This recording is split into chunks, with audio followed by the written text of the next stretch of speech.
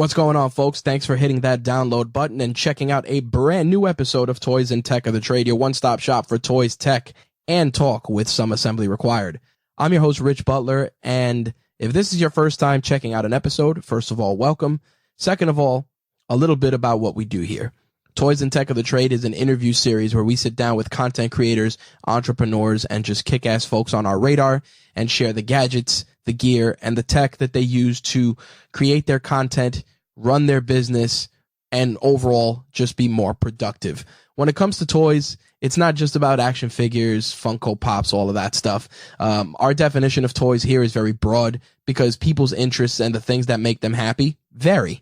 So what we may consider collectibles, some people may consider their toys, whether it's cars, salt and pepper shakers, wind chimes. You'd be surprised what people consider their toys, and we embrace that generalized definition here quite enthusiastically, I'll admit. So with that out of the way, a little bit of housekeeping before we jump into this week's guest. First and foremost, I want to thank everybody for the feedback over the last couple of weeks with regards to episodes and what they'd like to see. I heard you, and we're going to be doing some interesting stuff in the future. Also, we will be doing another Q&A episode, and I'll be putting out the stuff for that in the coming weeks to start building for that episode. Also, we will be doing another holiday gift guide. I know many of you really enjoyed last year's and got value from it, so we're going to be trying that again this year. Probably going to release it second week, middle of November, right before Thanksgiving. Hopefully, that's the plan. Fingers crossed. And we just want to spotlight all the gadgets and gear that we've checked out over the last year. It's going to be gadgets and gear and services that we use, that we recommend, and that some of our guests have recommended as well. So be on the lookout for that in the middle of November. Lastly, shameless plug. I got another podcast coming because, why wouldn't I? I'm trying to do less work, and for some reason I just give myself more work. But in any case, brand new podcast coming soon. It's going to be a limited series. It's not going to be any sort of long-term endeavor. It's probably going to be a limited series with maybe some specials here and there. If you've been on the RageWorks Network site, you've probably seen the artwork, the placeholder artwork for it. And, you probably kind of have an idea of what it is. But in any case, be on the lookout for that. We're going to be probably releasing at least 5 episodes to kick things off. Some of them have already been recorded. Just have to master and mix them and get them nice for you guys. So be on the lookout for that. All right. That wraps up the housekeeping. Let's turn it over to our guest and learn about the toys and tech of their trade. All right, so this week's guest is very unique for a couple of different reasons. Number one, because his talents are creating a service and filling a void in a niche that has affected many podcasters and affects many that are doing shows to this day. And that is one of the biggest questions, which is, how do I get guests? My guest this week, Brent Basham, is going to talk about that and his new service, Poddit, which he is a co-founder of. And we're going to get into the nuts and bolts of the business, how he got started, why that's such an important service to have in this space, and more importantly, how can you use it? So let's get right into it and chop it up with Brent and learn about the toys and tech of his trade. What's going on, Brent? How are you? Hey, thank you for having me, man. This is really cool. I'm super excited to sit down and chat with you. For a couple of reasons. As I said before we started recording, the Poddit service is something that should have been in existence a long time ago, and it just takes somebody to wake up, get annoyed about it, and get a kick in the ass to solve that problem. And I want to get into that, but more importantly, I want to get into just how you got your start in the space. So let's unpack that and start there.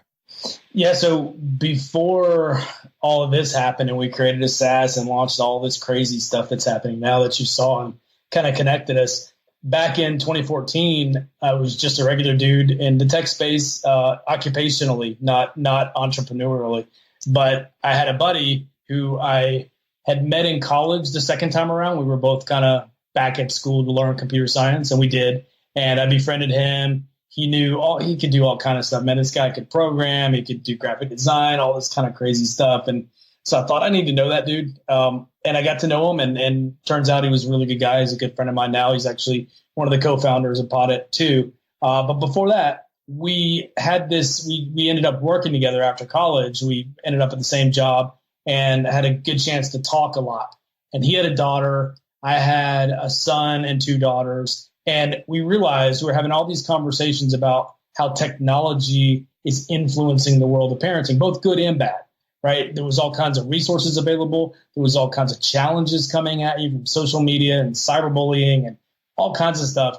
And we realized we were the last digital immigrants raising the first digital natives, and there would never be this point in history again. And so we said, you know what, we should probably podcast about it. Or rather, my co-host said that, and I said, what's a podcast?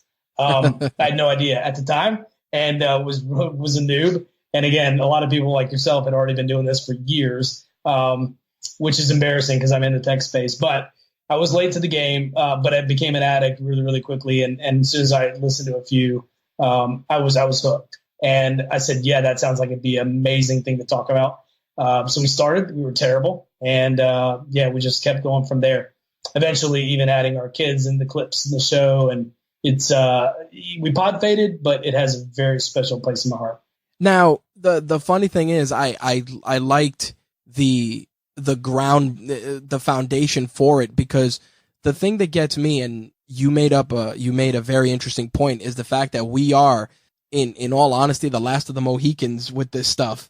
You know, I was actually talking about that with my wife. Like, we got to see, you know, I'm an 80s baby, so I got to see the end of the 8-track, but the beginning of the cassette, the beginning of CDs, the beginning of the VHS, the death of the Laserdisc, the birth of DVD, the birth of Blu-ray, and now streaming. So, you know, when our kids get older, they won't know what it's like to go and buy a CD single at a Coconuts or a Sam Goody or an FYE. They're not going to know what Tower Records is. It's such a crazy concept. Yeah, and it's changed so much. I mean, technology's always sort of evolved, but what's happened with the digital age is that everything's sort of on demand. You're always connected. I think that's the key point of it, right? Is that my kids and your child will never know not always being connected to other people in a multitude of ways and channels. Everything's always available. You don't know something, just search it up. That's the term they use, which you'll learn soon enough if you don't already.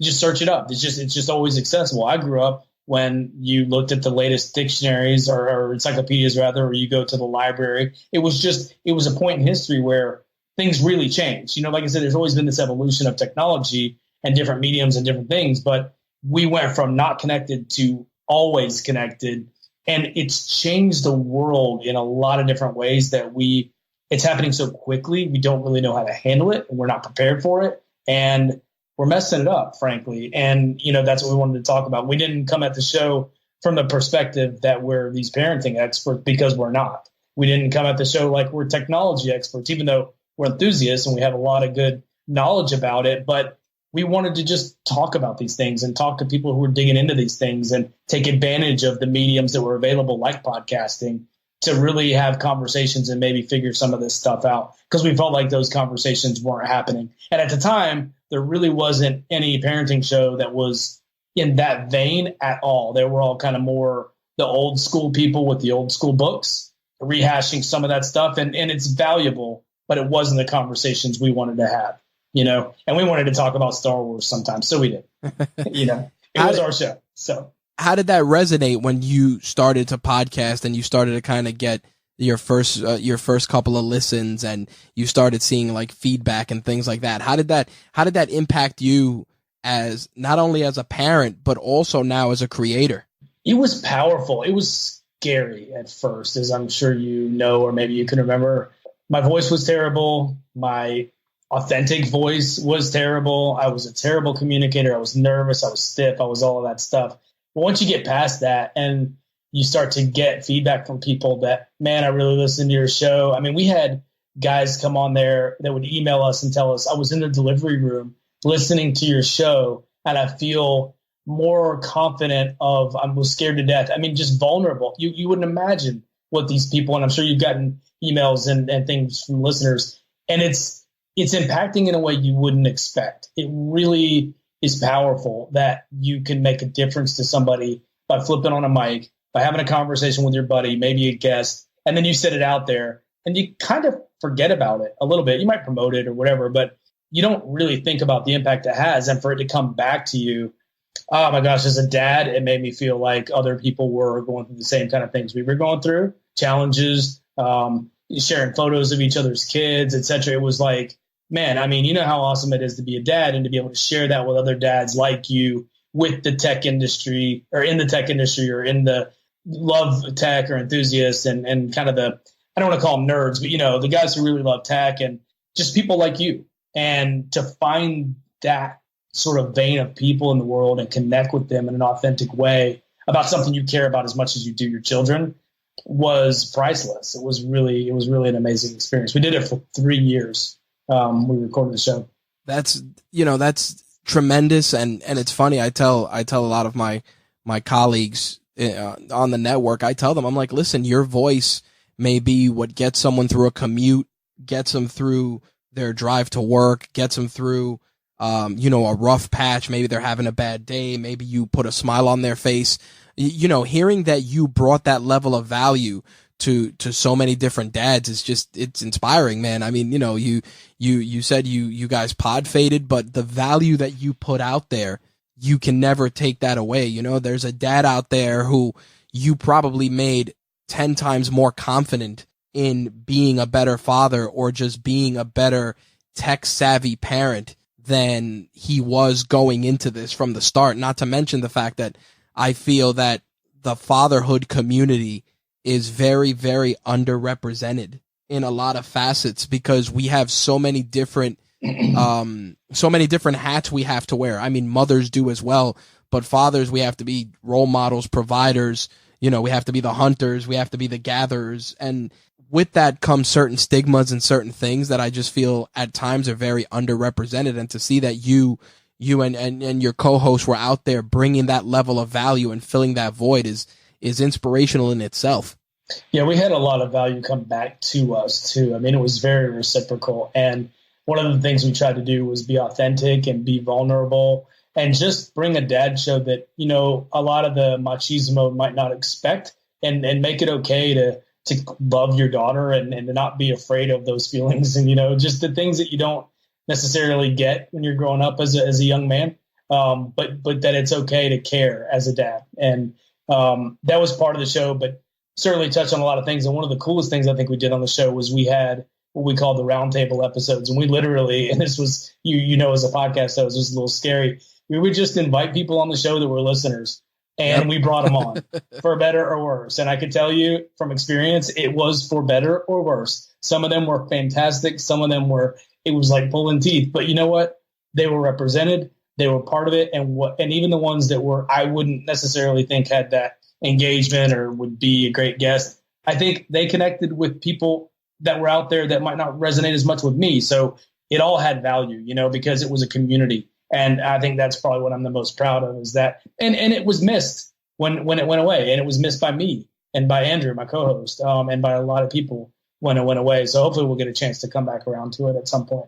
Now, I want to get into the pivot now from pod fading to now planting your flag in the podcast guest space. Let's talk about the origins of Poddit and how that came to be.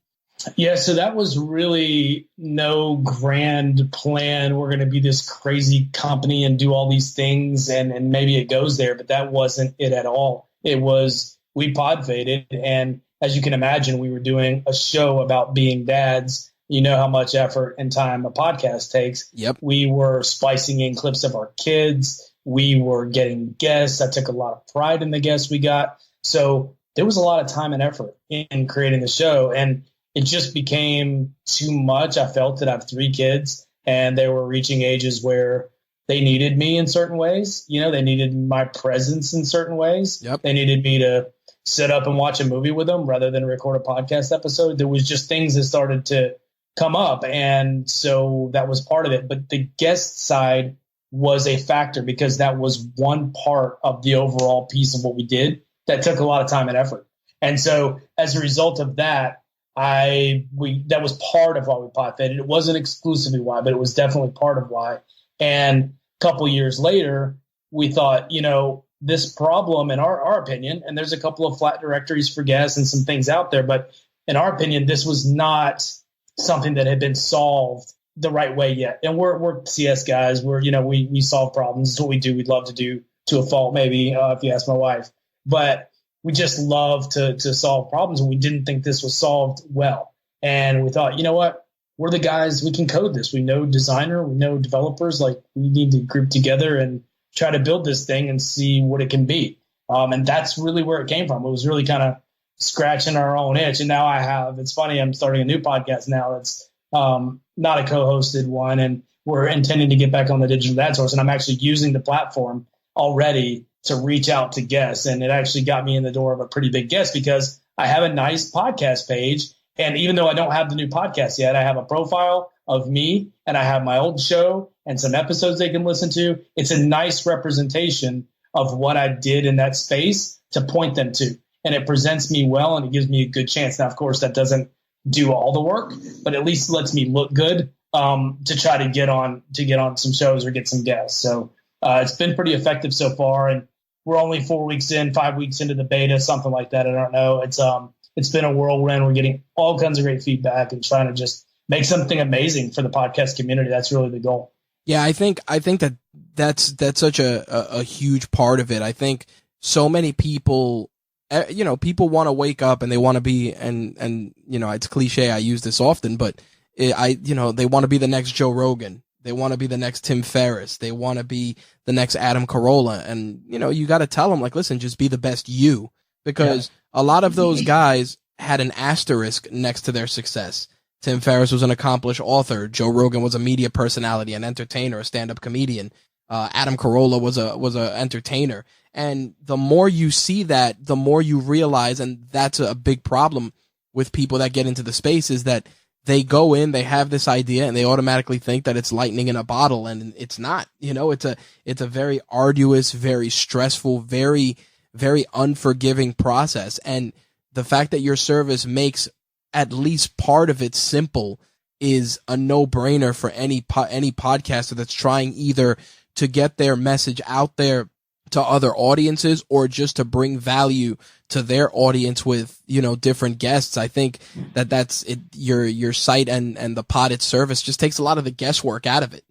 Yeah, we had we were lucky enough to get a couple of big name guests. And I don't say that to brag. I say that because we probably shouldn't have. We only had, I don't know, maybe 2,000 listeners at our peak, which, I mean, honestly, if that's people in a room, that's pretty big. And I'm proud of that. But in terms of audience size, when you look at these people on, David Allen of Getting Things Done, he's got like 2 million Twitter followers, or Greg McEwen. These are New York Times best-selling authors. They came on our show. But the problem is I feel like we got lucky, and I certainly got told no a lot. I reached out to a lot of people, but I didn't have the equivalent of a press page. I didn't have an easy place to kind of point them to position key episodes, to showcase maybe a custom video for them. I didn't really have a presence on the web to point a guest to try to get them to come on my show. And on the other side, if I wanted to be a guest, I didn't realize at the time how valuable that is, but pro tip, getting on other shows is an amazing way to grow your audience, right? Because they get to know, like, and trust you. And sometimes if you can connect with the right audiences, it might make sense to cross promote too. But on both sides of the coin, from the podcast side, from the guest side, it seemed to make a lot of sense to create a place where people could create those profiles, those pages, and I could just go there, point people there, and they could easily connect with me and see kind of what I'm all about without pointing them to like a website of Digital Dads. Was really pointed to my listeners, and maybe we didn't even have an episode or an interview episode as our last one. So it was solving a lot of different pain points. That was the goal. And again, it's evolving rapidly, but it definitely, we knew there was enough of a kernel there that was lacking and caused us pain that we wanted to try to solve that for people. Well, I think that's also one of the other, you touched on something. Directing people to the right place is difficult, because when you're getting your podcast off the ground, some people have to create a website, some people don't. And then when you don't have, to your point, that social proof, that backup to try and land a big guest, it becomes more and more difficult. And then, oh, you could check out my Facebook, or you could check out my Twitter. And next thing you know, you're giving people 7 different links that may or may not even resonate with what you're trying to do. Like if you do a podcast about, I don't know, ham radio, and you want to get somebody in that industry and you don't have a website, and you tell them, well, you could check out my Facebook page, and your Facebook page is photos of your kids and photos of your dog. Like that's not helping you. It's not allowing you to engage with that audience. And I think that that's what grabbed me from the service when I checked it out before I even signed up. I went in there and I said, wait a minute, you got your 30-second pitch. You got all your links. If somebody wants to see your LinkedIn or your Twitter or your Facebook or your Instagram, probably. I know you guys are probably thinking of adding that. That social proof, at least there's a nice, cohesive, easy to digest page where everything is. Yeah, that's the goal. And so what we have now, we've just sort of simplified it a lot, where each page, so on the podcast page, you can apply. And the idea is when you apply, you send an application you can look at from your podcast. You go to your podcast and you see all the applicants coming in. And the nice thing is, because they're in network, you can click the link and look at who they are and then click back. So you can look at all these, because I remember when we used to get all these requests in email, it was a nightmare. It was an absolute nightmare, because they send me some link and I go to a website and I'm trying to figure out, where do they have a past episode? Like where's their social? It was just very difficult. Right. So I thought, well, if we make this in this way, when you are just sort of back and forth between different profiles pretty quick, I mean, really after a couple, you get the sense of how it's laid out. You can pop over to social if you want. You can see the social proof. There's actually a testimonial feature where other people can give you a testimonial. You can't give it to yourself, but you get to choose if you want it on your profile or not. So then you get that social proof. And of course, that links over to their profile. So it's really, really intended at the beginning to work without the network. But as the network grows, we're really expecting it to be really powerful for everybody. And you've also been putting, foot to pavement, going to different podcast events, doing that level of promotion, and people, going back to what we were talking about before about growing. Even in your case, this is a big challenge in itself, because just like growing a podcast, you're trying to raise awareness for this platform while answering questions, while still being a parent.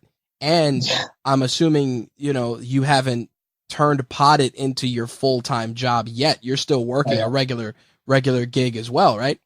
Exhausted is the word you're looking for. Yes. There you go. Yeah.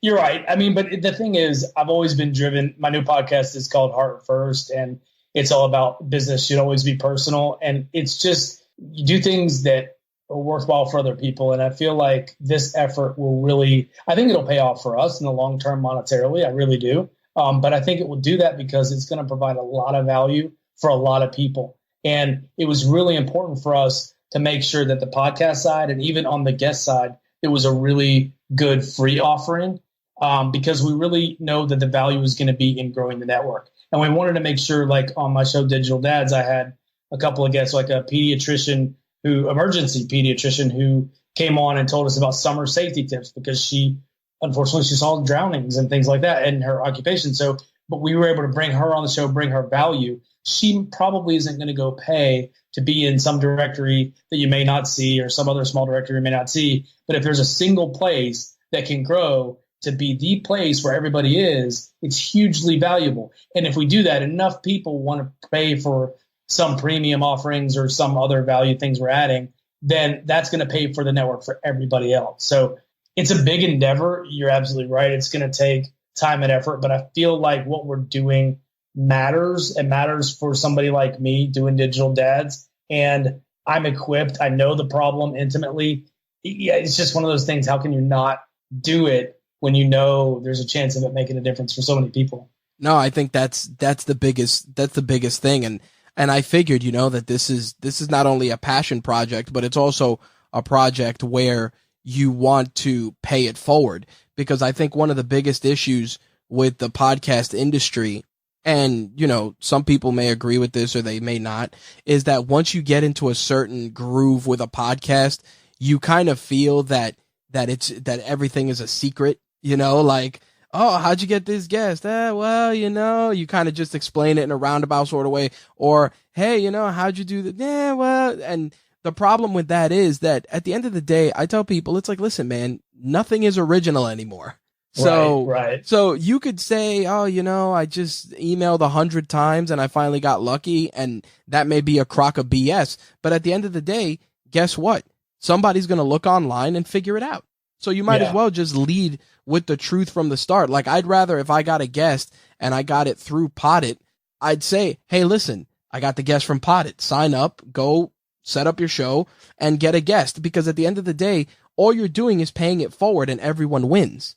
Right. And I mean, they still have to show up and do a good job before Absolutely. the guest's going to say yes. Right. I mean, they can apply all day long, but at the end of the day, they're still going to have social proof or something. And we want to introduce features down the road, like where you can have warm introductions and things like that. So utilizing that social graph and seeing who's been on whose show, stuff like that will help so that you can get in the door a little easier with certain people. Because from the guest point of view, you don't know the podcaster necessarily, but it's really hard when you're new to get out there and get these big name guests. But I would argue when you're new, you probably don't want to get big name guests anyway. Cut your teeth on people who are small like you and get good at it first. Yep. 100%.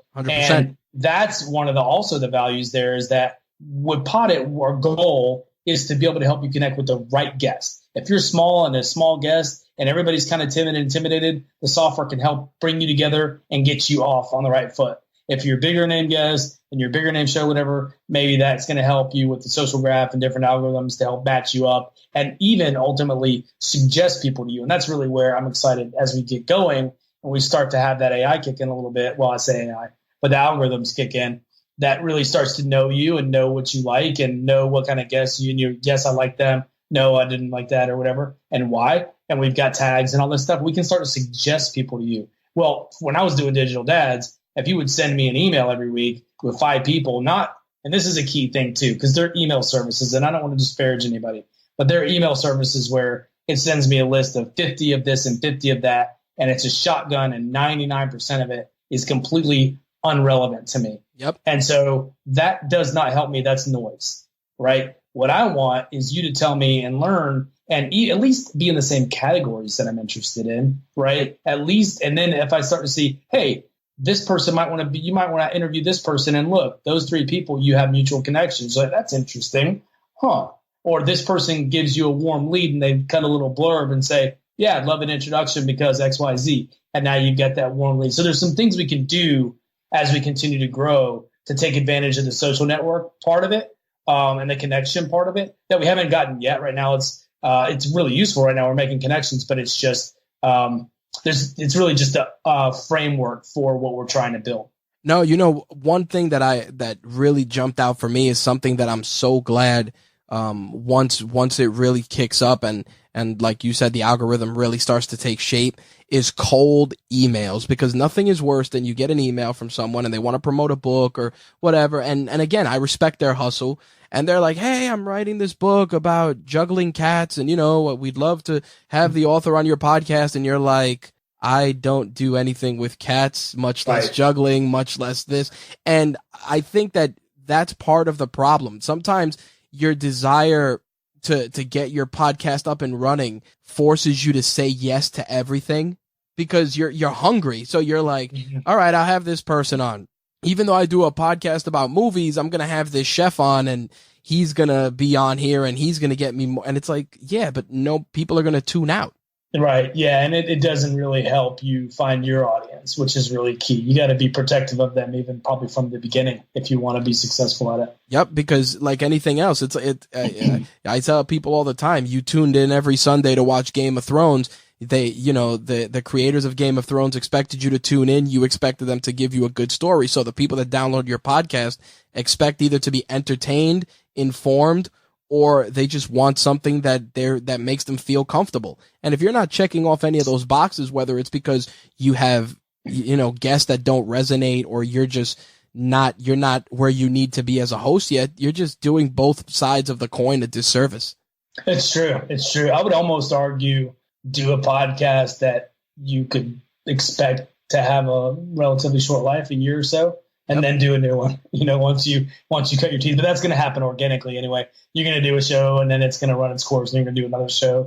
It's just the way I think it works for most people. Some people have crazy long running shows, but yeah, I'm actually glad you mentioned that, because I have another podcast that I'm starting to build out. That's here I am running a network and doing less shows, and now I want to start doing more shows. But what I've said is that I'm going to do this podcast as a limited series. Figure it's going to be 25 episodes, and that'll be that. And maybe I'll come back and do some other stuff, but it'll just be 25 episodes, hard stop. And I'm actually going to do it a little differently, in the sense that I want to do almost like a vlog, but in podcast form. Just I actually like that idea a lot. Yeah. Stream of consciousness stuff, because I think that what happens is, and I've learned this over the years, just being a podcaster and countless hours spent watching YouTube, we're very, very curious about stuff. Mm-hmm. Like I was talking to a buddy of mine, and he ends up watching the who's that lady? I guess she like removes like pimples, like Dr. Pimple Pop, whatever her name is. I'll admit, strange addiction to that. I don't know why. Exactly, but you see, there's even like a toy where you can like squeeze them. Yeah, it's bizarre. Yeah, but you see that rabbit hole. Nobody would have thought about. Like those are things like I ended up watching like cooking shows on YouTube, because I like to cook. And next thing you know, you've watched 100 hours of cooking shows in a week that you wouldn't even watch in front of your own television. But it's so easy to keep YouTube playing in the background. And that's where I feel podcasting is. We want to be the soundtrack to your life. We want to be playing in the background while you're taking your kids to school, or on your commute to work, or whatever the case may be. Yeah, it's an interesting thing with podcasts, the sort of authenticity of them and the intimacy of them. I think it's the only medium where you're really in somebody's earbuds. It's almost like you're there with them in the car or wherever they're at. It's like your friends hanging around. And I think a lot of the conversations happening on podcasts aren't happening quite the same way on other media either. So it's a really interesting place to be, and place to put your voice out there. Well, I also think it's because sometimes it's just a microphone and headphones. Like, some shows are doing video now. Like, I mean, I did video years ago when I was doing my podcast, and I thought, doing video is going to help me connect with people. And it did to a point, but that's not the audience you're trying to serve. If you want to be seen, then go on YouTube. Like if you just want your message out there and you don't want to deal with, hey, I got to get dressed, I got to brush my hair, I got to put on a clean shirt, then do a podcast. It's true. It's totally true. And I mean, there's something special about the spoken word. It's there's a reason why it's starting to catch fire again. Podcasts are all the rage.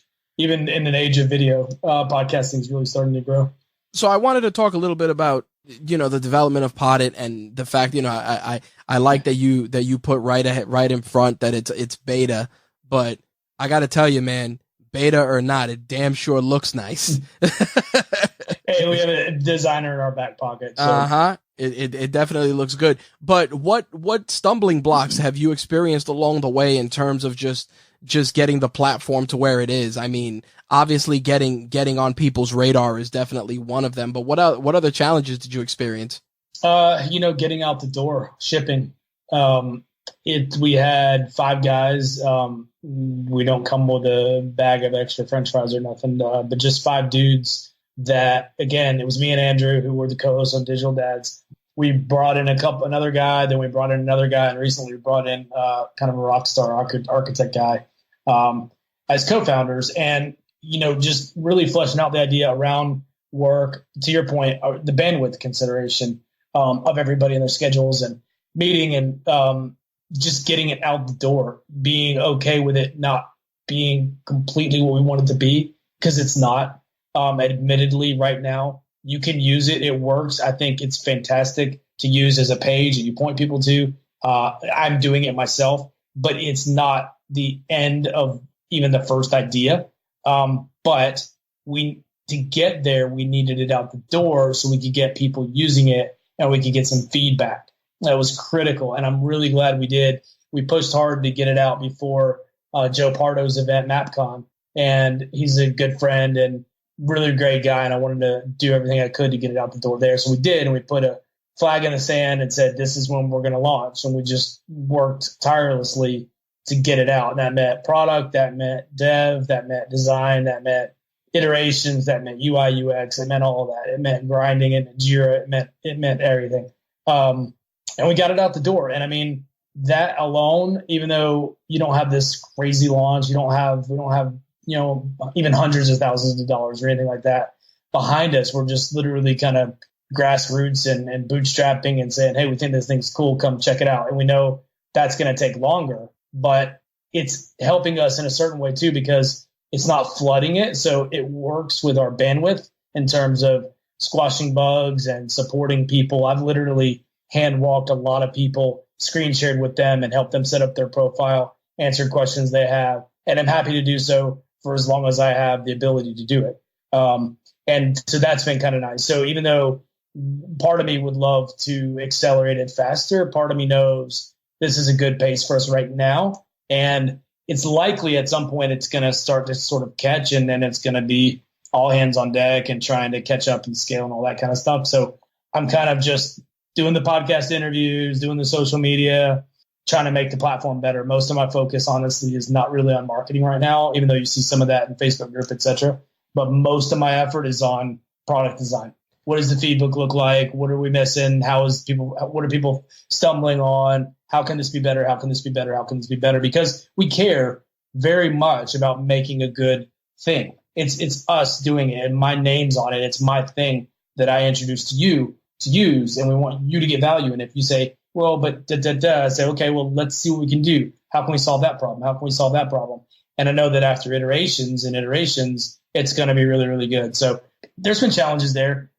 There's been some challenges, not too much, but as you can imagine, 5 guys, everybody wanting to make a great product, won't always agree on what that means. Damn right. It's inevitable, but we've handled that really, really well. And there's a lot of good leadership on the team, a lot of really good input on the team. I think everybody wants the right things. And so it's kind of coming together. I really feel very encouraged about the remainder of this year. I'll tell you, I don't know when your episode's coming out. We're about to launch an affiliate program for podcasters. So that if the idea is that if you have that page and you point people and that page is phenomenal for you and pointing guests to, and then they apply, some people will sign up. Some people will sign up for free. Some people will eventually upgrade. When they do, you brought them to us. You pointed them to us. We want to make sure podcasters of all people, you get nickeled and dime. I remember it's terrible. And we thought, well, what if we could make this model where podcasters point them to us, everybody gets the benefit, the guest gets to be on more shows, and the podcaster maybe can get to where they don't have to pay for their hosting or something, or, that little bit, because that was also part of the pod thing. Is I was paying, I think, $80 a month or something just to put my time. So I put my money, my time, my effort to make a show that I didn't get compensated for, and it's not all about the money, but it would have been nice not to have to at least pay, right? And that's, to get a little bit back. So no, and I'm glad you brought that up, because I wanted to ask you about something that's always an elephant in the room, and especially for a service like this. Obviously you're providing a lot of value, and I'm telling my listeners and fellow podcasters this, poddit.net, PODDIT.net, make sure to check them out, because you're giving a lot of value out of the gate for free 99, for $0 out of the gate. And I wanted to ask about when you wanted to start monetizing, and you guys offer paid tiers, on the site. How did you guys have that conversation? Because if there's one thing we've learned over the years is everybody loves a free app, and they'll accept as many shortcomings as possible. But when you tell people to open their wallet, it becomes a completely different conversation. Yeah. And, we're figuring that out as we go. We have that there, and we'll see if the value makes sense for people. I think on the podcast side, we always want to remain completely free for the podcaster, right? So if you're a podcast and you're trying to get guests, we want you to be able to have your page. We want you to have everything on your page. We want you to invite them. We want them to apply. Everything doesn't cost you a dime, because we were podcasters. That's an important part of it. From the guest side, we feel like as it starts to really populate and fill up, there's going to be a need for guests to get more attention, right? The ones that are seeking, that really are grinding and understand ROI and understand the value of being on that email, that targeted list more. Of maybe they can give you an audio version of their pitch, and they say, hey, here's my 1 minute audio pitch or something like that. And it's like that might differentiate them. So there's some key ways we're going to allow them to be differentiated. And we'll see. I mean, right now we think that's probably going to work. And there's probably enough of a percentage of people that will choose that route that will monetize it for everybody else. Because let's face it, development and all this stuff is costly. Even for us, our time, we're in tech, and our time is really valuable, and our experience and our knowledge, we could be getting compensated very, very well for this. But we're not, and we're doing it right now for free. But the thing is, we feel like that will likely happen. But if it doesn't, and we get the attention, then there's some other things we can do. There's other pieces of the puzzle we want to add. Like we want to add curated content and have that as part of the deal. There's a lot of different things we could do once we get everybody's attention and to provide them value and they trust us. And we just have to be careful not to abuse that. But I think there's some ways that will add value. You can always partner up with podcast events and there's all kinds of ways you can monetize, even going the free route with targeted advertising and things like that. Maybe that's the trade-off. I don't know exactly. Luckily right now the server cost isn't that much. And the dev cost is basically our effort, right. Which is effort, but we're not paying developers yet. So right, sweat equity. Yeah, right now we're doing it ourselves. So we'll see. And I mean, I think that hopefully one of the things we're going to probably do is throttle on the guest side. So for example, we're thinking maybe doing you can apply to one show per day, and then it'll prompt you and say, hey, by the way, looks like you already applied today. You can certainly apply tomorrow. But because that's a convenience thing, right? Like if you applying to 30 shows a month isn't enough for you, then you should probably be somebody that's willing to pay. Yep, right. Absolutely. And that's just reality. And so if you are in that camp, or it's worth it to you, because a lot of people nowadays are all about buying back their time. They really value spending money on things that give them their time back because they can't get any more of that. And so in that case, it would be like, well, I could just batch this all at once. If I just pay the $19 a month or $39 a month, I mean, my gosh, I'm an attorney and I get one client out of this in the whole year. It pays for all of it plus. Right. So I think that the ROI for some people is going to be huge, and they're going to be like, it's how much? No big deal. And hopefully that percentage is enough to pay for the free part for everybody else, which is really, really cool to me, to be able to provide something awesome for a lot of people that might not be in that camp. But we'll see. That's all really written firmly in sand right now, to be honest with you, Rich. Okay. I got to ask, I was looking through the paid tiers just because I've been, kicking around if I wanted to go paid just to mess around with it. And I wanted to ask about what you're doing for people that sign up for the lifetime, which is the Podcast Guest Academy. Yeah. And that jumped out for a couple of reasons. Number one, because you can read a book about being a podcaster and you can get fairly good at it, but you can never fully master the art of being a guest.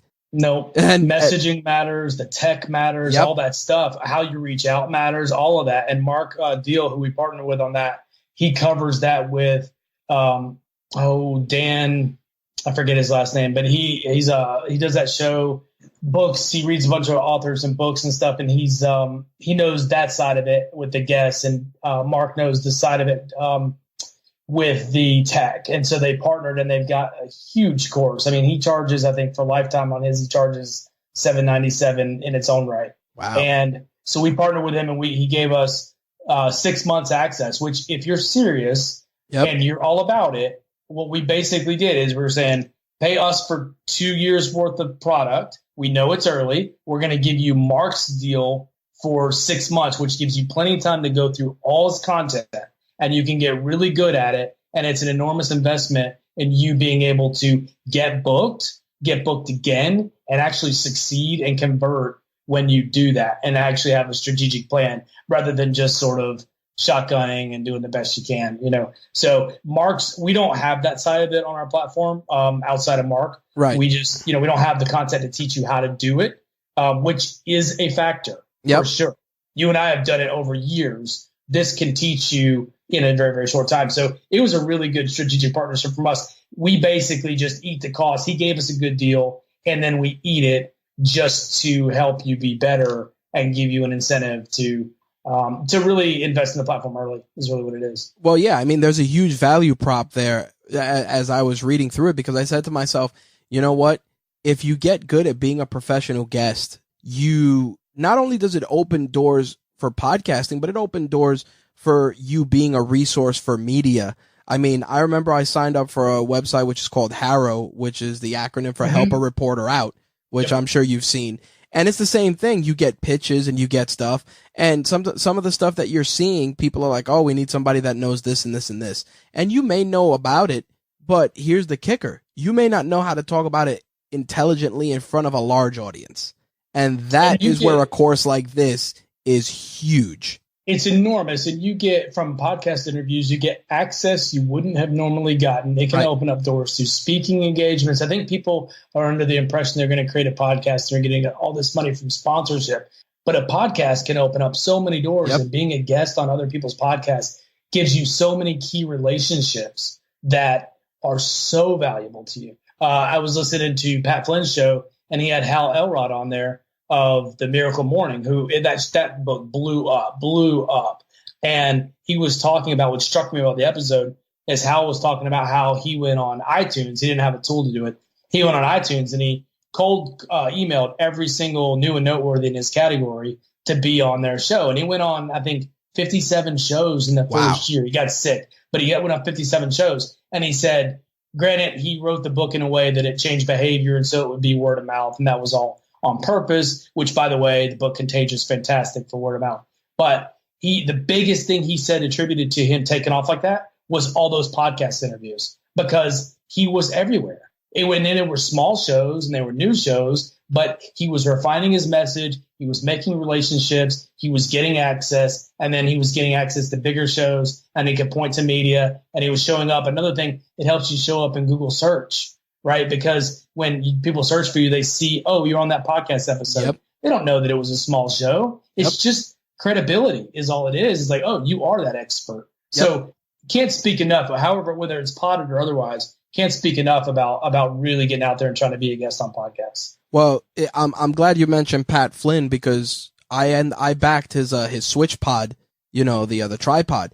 And one of the reasons I did that was because the guy's an authority in the game. So I knew, I'm like, this is a guy that's been podcasting for a long time. He's been a voice in the field. He's not going to put out a product that's garbage. He's not. So when I saw it and I saw, all the different influencers start messing with it, I said, man, what the hell? I'm going to back it.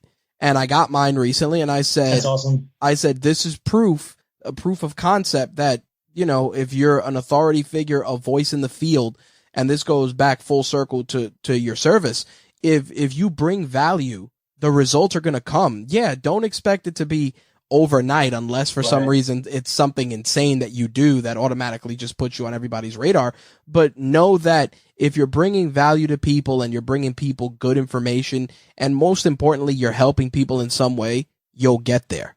Yeah, that's key. I mean, I think it's hard right at the beginning, but you got to stop worrying about the outcome and just do the right things and put the right message out there and get on some shows. I mean, that's such a big deal, whether it's through Poddit, whether it's through whatever avenue you want to choose. That's a great way, because there's such a big, long tail of content creators, and everybody's trying to scream and shout. And so when they zig, you want to zag, and you want to get out there and get into some of these audiences that they already trust the host. Like right now, I'm speaking to you. You already trust Rich, so you have give me the benefit of the doubt at least, right? And then it's up to me, but at least you get a foot in the door, and people know about you. They wouldn't have known about you. And it's just the access.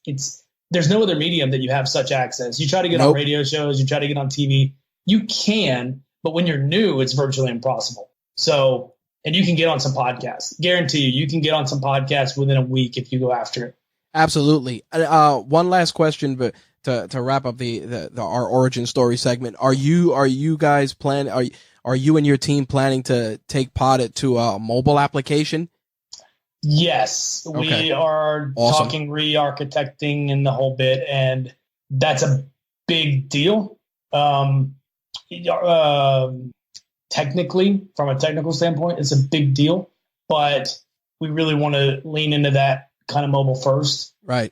Even though we're not first, but we want to change direction and go mobile first, just from some feedback, because there's some really cool things we saw, like on LinkedIn. where you can be in an event, you can just scan a QR code and automatically. It'd be fantastic if like you could scan a QR code and then you had a guest already, connected with you. That would be fantastic because that happens at events all the time.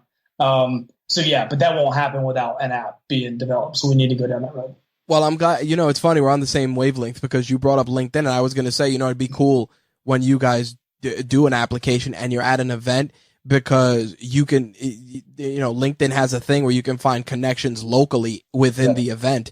So imagine you open up Poddit, you're like, hey, are there any potential guests or podcast hosts here that I might want to talk to? And you just get a ping, hey, they're here. You could message them through the app. That would be phenomenal.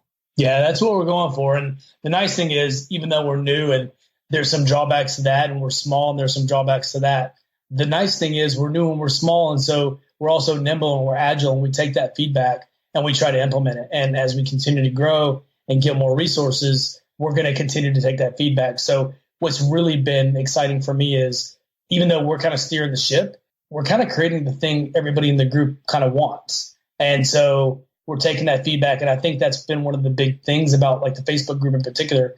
They love it because they're part of the process. Yep. We're pulling back the curtain. We're saying, what do you think about this? Help us do that. And granted, we got to take responsibility for the end result, but you get to be a fly on the wall and actually participate in creating a SaaS, which is software as a service, which you don't get too many opportunities to do that. And honestly, we want this to eventually be a network for content creators. And there's some really big things we want to do. So right now it's connecting guests and podcasts, but there's some other key ways we think content creators can elevate each other through connections. So we're excited to see where we can go. Yeah, I'm excited for you guys. I'm glad I came across the platform, and I'm more than grateful to be a part of it. So happy to have you, man. Any feedback you have, we love it. Any way we can help you, we'll do it. All right. Now we're going to jump into we have a series of rapid fire questions we call the hot seat, usually relevant to the business, content, and just you as a person in general. So we're going to run through them real easy, stress-free, piece of cake. I don't feel stress-free right now, Rich, but go for it. All right. So obviously you being a techie like myself, you're connected. What's your mobile device of choice? iPhone. Are you in the Apple ecosystem completely? Mostly, yes. Okay. Once they get you, they get you. They do. I'm telling you. I mean, I haven't. And I tell you, I've got tech friends that are very, especially programmer friends that are very anti-Apple. Right. In fact, one of our teammates.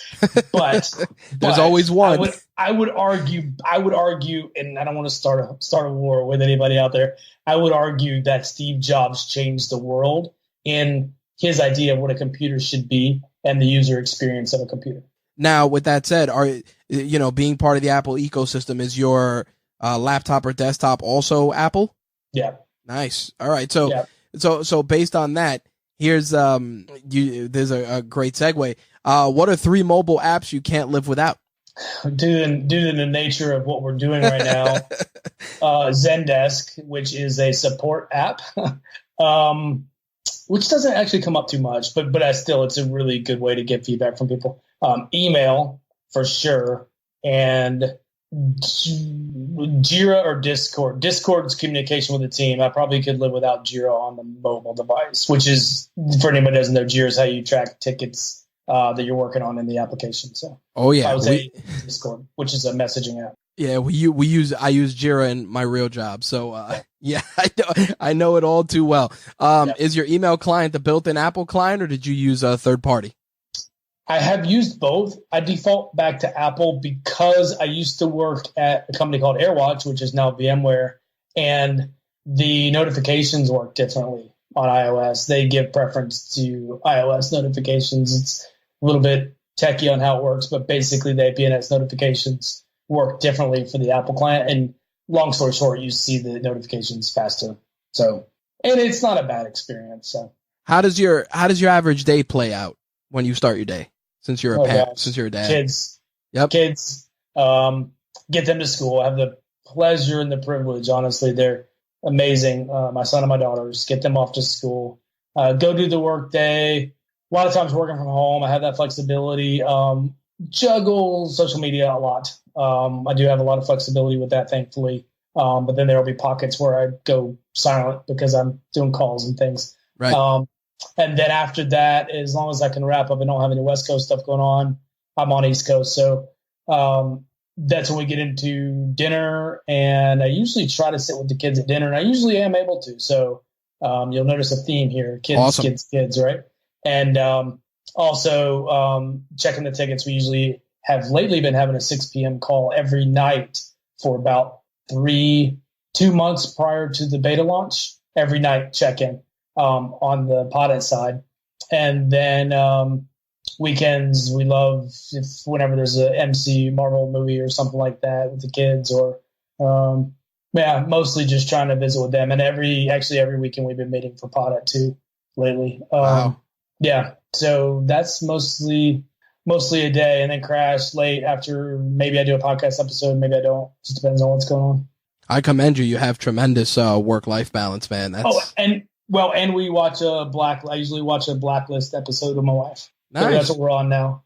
Nice. It's funny because that was actually a question I was going to ask you, what shows are you watching? So the Blacklist. Where does your wife fit into all this? Yeah, well, it's funny. I started. I actually have that on the queue and was actually going to start that this week, because now that the show's far enough along, I can binge watch a couple of seasons here and there.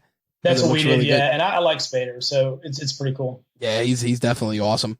What's one piece of tech besides your phone or computer that you like? Phone or computer tech. I don't really use iPad or anything like that too much. I do play some video game. I play Switch with the kids, the Nintendo Switch. Nice.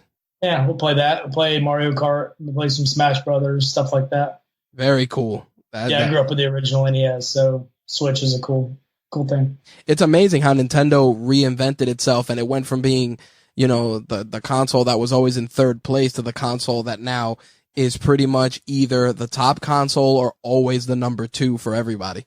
Starting to be. Yeah, they killed it with the Switch. They missed it, the one before that, but they figured it out. I say to myself, it's inevitable that they're gonna eventually just kill the DS or roll the DS into the Switch. Yeah, probably. Because there's cannibalization going on right there. Yeah, you know what I like, and even though they do have the online version, what I do like about Switch and Nintendo, and I grew up this way with the NES, when we used to play multi-person games, it was all in the same room together. Yep. And I mean, I get that there's a lot of value not doing it that way, and you can connect with people who aren't near you, whatever. But it's pretty awesome to play with my kids Mario Kart together in the same room. So a little nostalgic for me, but I love that Nintendo still has a lot of that local multiplayer stuff. Yep, I agree with you 100%. I think that's something that's still, they push Fortnite and everything else and playing online, but playing together never gets old with a good group of people. Mm-hmm. Never.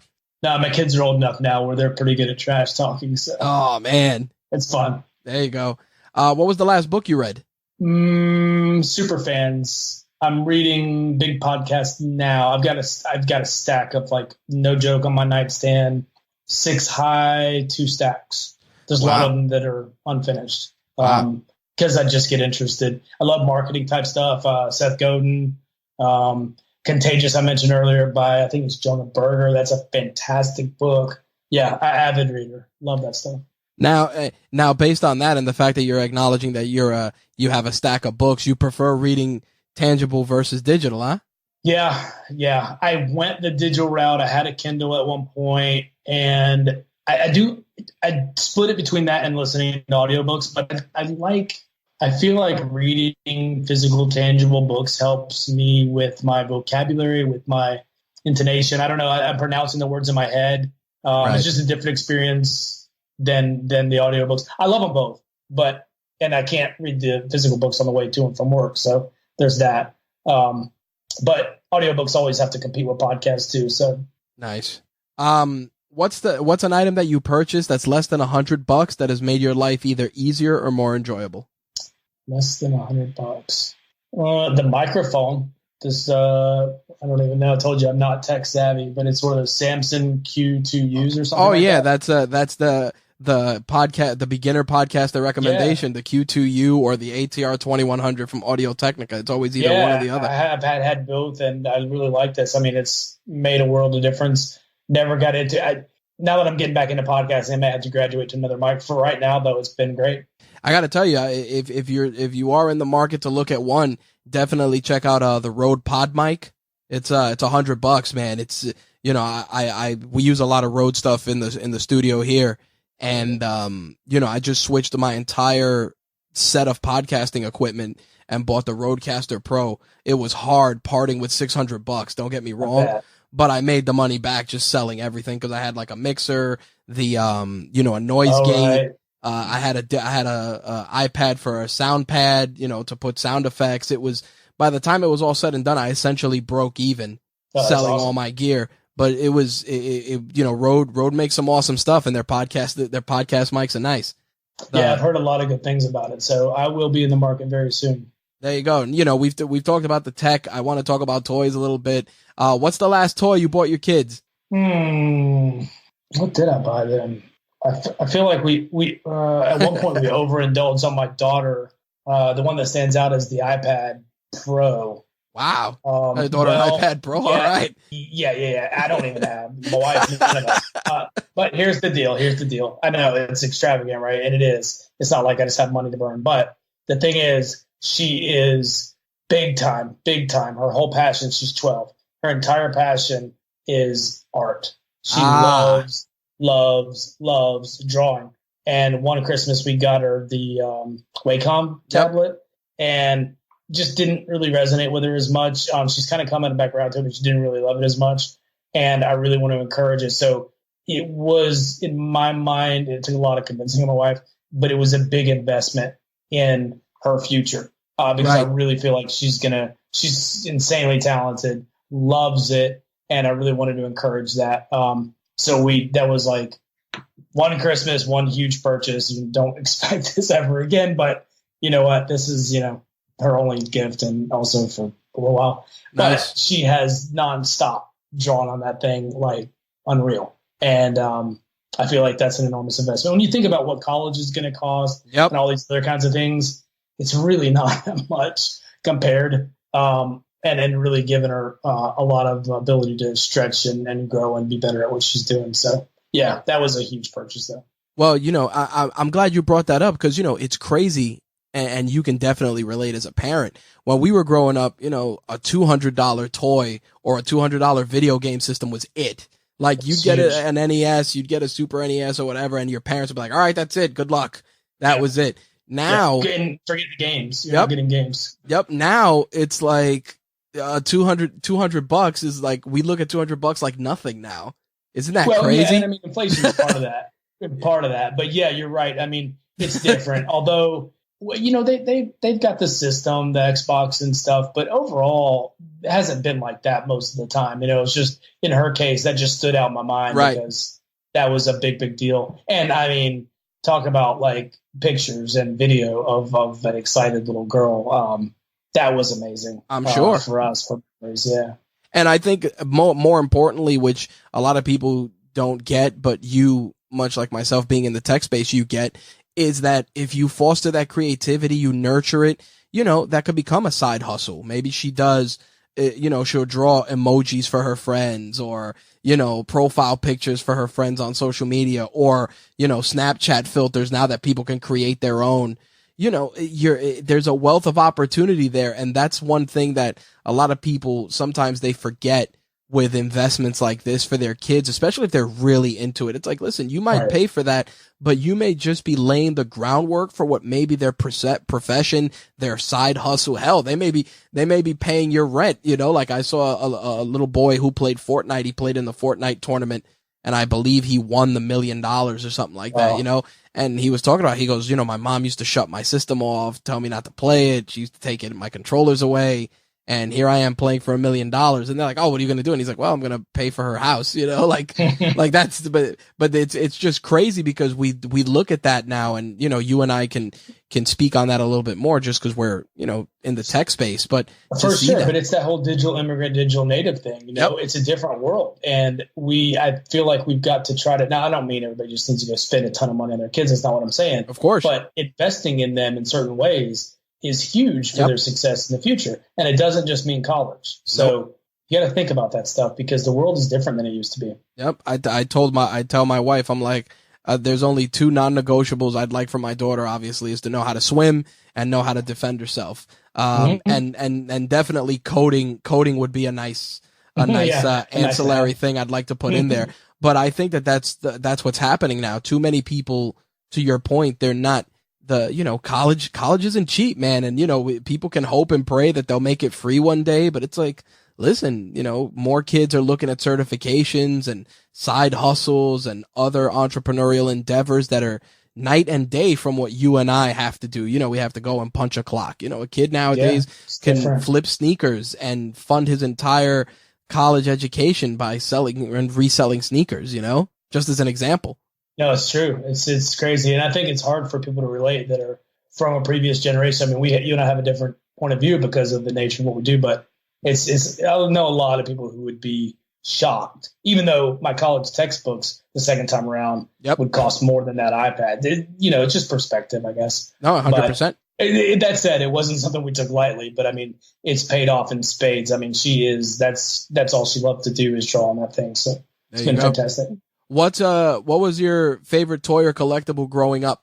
I grew up in very, very early on. I remember a little bit of Star Wars stuff, but really I loved the Thundercats and He-Man, and a few Transformers. My buddy had Soundwave, I was jealous of that.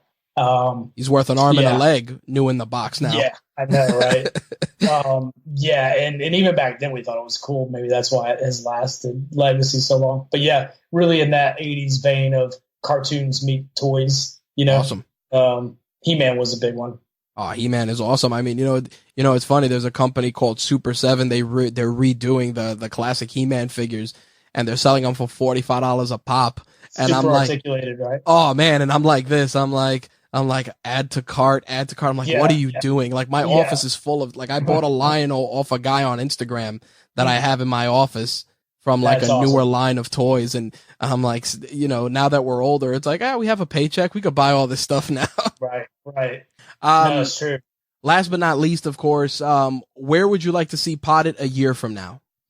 1 year. I'd love to say that at that point, if I was a new podcaster and I wanted to get guests, that I knew that was the place to go, that there were so many available opportunities in there that could definitely be found very easily.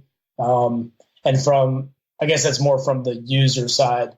From my sort of co-founder side, I'd love to be able to be doing it full time, which would be monetization to a certain point, but largely because I feel like there's so much more in our mind that we just barely scratched the surface so far. So by getting us to the point where we can go full time, just accelerates the development of everything, the product, everything, the development, coding, all of that, design. And then we can really focus on bringing on the right resources and partnerships and all that. So yeah, that would be ideal. I love it so much. I would love to be doing it full time. All right. And last segment, we like to add some value to our interviews by doing what we like to call reach one, teach one. One actionable piece of advice we want the guest to give our listeners. So the question to you is, for someone that's looking to launch a SaaS product or is getting their foot in podcasting, what's one piece of actionable advice you'd give them? For a SaaS product? Yep. For one of each. Yep. Yeah, I would say so. For a SaaS product, I would say whatever you think it's going to take more. It's a big endeavor. Hell of a way to put it. Be ready for that, and then you can have a plan. Put a team around you and grind it out. But understand it's going to be a grind. It's hard. It's tough work to make something good and get it out to the world. For podcasting, I would say start because you're going to probably, the more you wait and drag your feet and listen to your voice and you don't like your voice and this, the less likely you are to get going. And the only way you're actually going to get going, much like the SaaS, we had to get it out before we could get better at it. Same thing with the podcast. You're going to have to get it out. Now, getting it out doesn't necessarily mean you have to launch it to the world, although I would encourage that, even if it's hate to call it a throwaway podcast, but put something out there, get some feedback on it, and practice and get better. And then, you're going to, no matter what you think, 6 months, a year from now, you're going to be different. You're going to either reinvent the show or you're going to start a new show, but that'll never happen if you don't start. So you got to start. Damn right. That's a wonderful way to close things out. With that said, where can people find Poddit, keep up with you, and keep up with the development of the project? So they can find Poddit, poddit.net. They can keep up with the project, probably the Facebook group. Just search for Poddit on Facebook. And me, if you want to follow me on Twitter, I'm at Brent Bash. And I'm usually all over the place everywhere else. So there you go. And I will make sure to include links for that in the show notes for this episode. Brent, I really want to thank you for taking the time to share the toys and tech of your trade. Yeah, love it, man. Love your show. Thanks a lot. That wraps up our episode with Brent Basham, co-founder of Poddit. Once again, if you are a podcaster or a guest that's looking to get your message out there, definitely check out Poddit. It's a great service. It's, free $99 to start. Jump in, set up your profile for your podcast or for yourself, and get yourself some leads or get yourself on some shows. I think it's a nice and easy, pain-free way to get your message out there, whether you're a guest or a podcaster that's looking to go on other shows and be a guest. I mean, the opportunities are definitely there, so take advantage of it because, again, it's a free service. There are paid tiers, as I mentioned during the interview, but just right out of the gate, a lot of value on the free side of things. So sign up and get your guests or get yourself on some shows. Links for Poddit, Brent's social, and everything else will be in the show notes for this episode, as well as some of the gadgets, the gear, and the tech that we discussed will also be in the show notes for this episode. As always, full disclosure, some of those items may contain affiliate links, which if you click, we'll receive a small commission, which of course goes towards keeping the lights on around here, giving you guys better content, whether it's on our podcasts, on our YouTube channel, or on our website. So every click and every purchase through those links, we truly appreciate. All right. Toys and Tech of the Trade can be found on iTunes, Stitcher, TuneIn Radio, your podcast platform of choice. With regards to social, you can always follow us at RageWorks or Rage_Works on Twitter. Links for all of our social will be in the show notes for this episode. And if you want to keep up with my nonsense, I'm not hard to find. My links are in there as well. And more importantly, primary methods of engagement are Instagram. 99% of the time it's just open or accessible to me so I can hop on and answer comments or DMs. Secondly, our Facebook group. So definitely feel free to join that if you want to interact with all of our guests as well as our hosts and even our audience, just because we talk about everything that we cover on the site: games, gadgets, entertainment, movies, wrestling, MMA.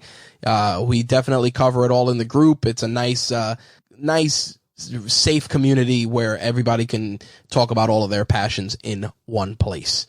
Last but not least, if you'd like to be a guest on a future episode of Toys and Tech of the Trade, you can email me, rich@rageworks.net, or fill out the contact form on the site, either on rageworks.net or on the podcast network. Or if you're on Poddit, you can solicit us via Poddit as well. Just look for Toys and Tech of the Trade on Poddit and reach out that way if you'd like to be a guest. Thank you guys for letting us beam this week's episode into your headphones and speakers. We will check you guys in 2 weeks. Peace.